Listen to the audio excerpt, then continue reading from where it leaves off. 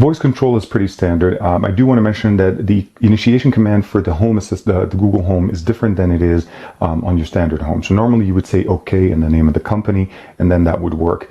Yet that actually does work on this device, but it also works with the Hey Google. You have the ability of doing that. And on the Alexa or on the Echo Dot, you have the way of changing the name of the actual assistant. So you notice I'm saying Alexa many, many times here, and I'm sure your Alexa is turning on, but this one isn't. And the reason behind that is I've changed the trigger command to be Amazon. We're going to go ahead and commence with the testing. I'm going to ask it a few questions just to show you guys that, we're really talking almost apples to apples at this point. The skill level between these two are very, very good.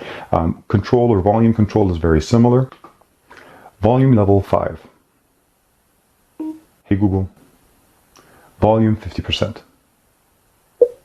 Again, I can control them, or I can actually use the buttons here and then change them up and down. But if you put them in a position where you don't have a way of actually touching the device, it works with voice commands very, very well. And they both have very good response. Tell me a joke. Why are coffee beans such troublemakers? They always end up in hot water. Hey Google, tell me a joke. One joke. Coming up, there are two fish in a tank, and one says to the other, "How do you drive this thing?" How does a cat sound?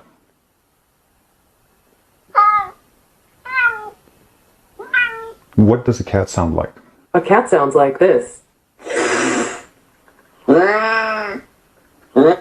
But the answer to this is it'll answer general questions, spelling questions, mathematical questions. Now, but they both also do contextual questions, which means you can ask a question and a follow-up question.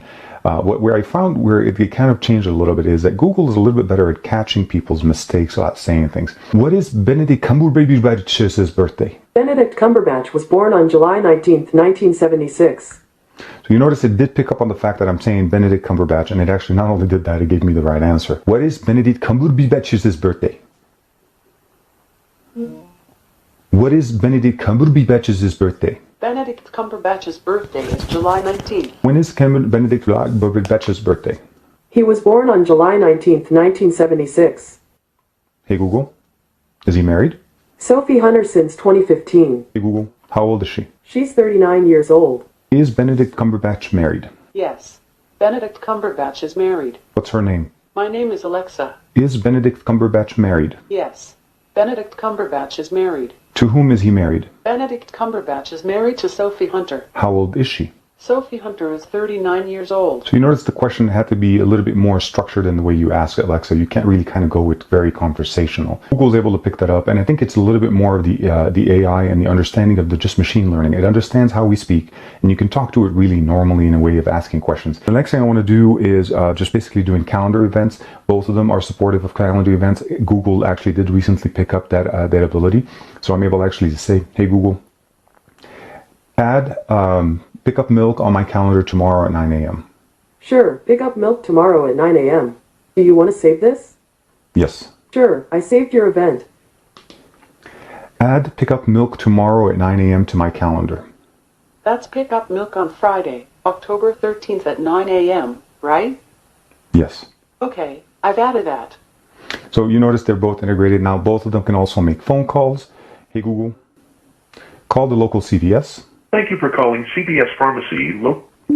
Very simple, very easy. You can also configure it within the application so that it actually shows your mobile number as the dialing number now. It's no longer showing as a blocked number. EchoDot also picked up that little skill a couple of days ago, and as far as I understand, it's only restricted right now to be on things that are within your contacts list. So you have to sync up your contacts list, where with the Google Home, you're able to make calls to anything that's local. As long as you're able to say the business name, it will dial it. Last thing I wanted to check out for you guys is how do these speakers fare out? Obviously, we're talking small form factor, single speaker, firing speaker on each one of these.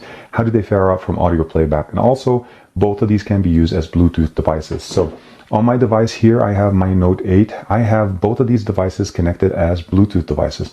So you'll notice right here, I have my Echo Dot, and I'm going to connect to that. And I'm also going to go to the kids' room speaker. Now connected to Galaxy Note 8.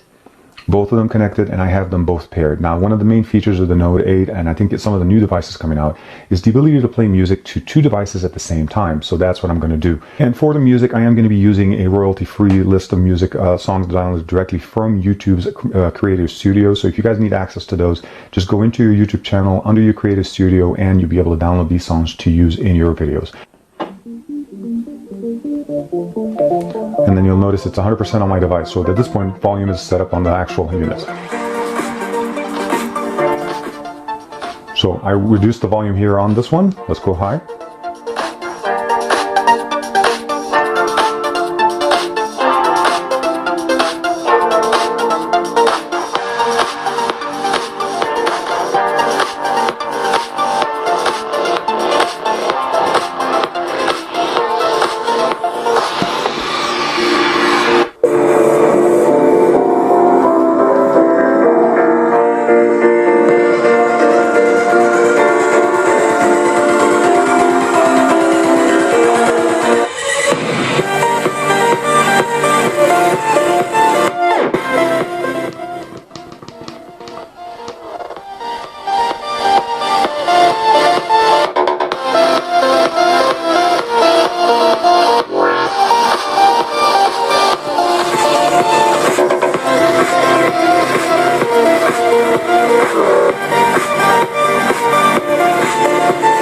So you notice between the two, I think it's pretty clear that the Google Home plays a very more full sound. It actually sounds a little bassier than it is with the Echo Dot. Overall, when you look at both ecosystems, there's a lot of pros and cons on both camps. I'm not going to say one is better than the other. It's going to be what works for you best. And I think that's going to be the right answer.